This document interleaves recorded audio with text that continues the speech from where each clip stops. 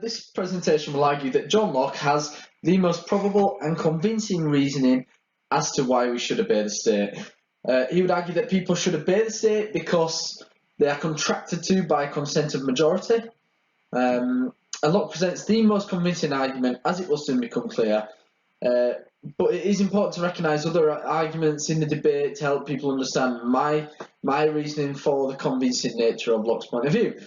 So, from my research and understanding, we have the divine right of kings descending perspective, which is undoubtedly outdated, but is still extremely relevant and has been very prevalent throughout history, because previous societies were far more spiritual than societies that we have now.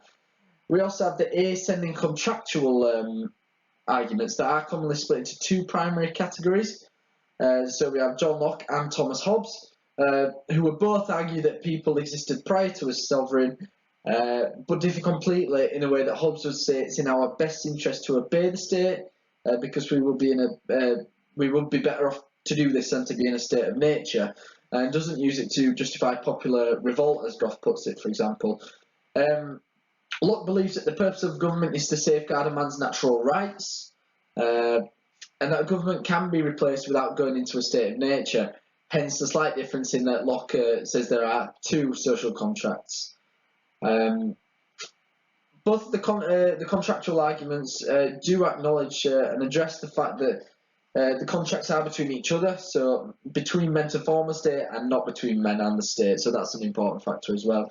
There are also critiques of the social contract with thinkers such as Rousseau and David Hume, rejecting the fact that there is explicit consent, and in Rousseau's case that there can be any tacit consent, and this will become clear as I move on.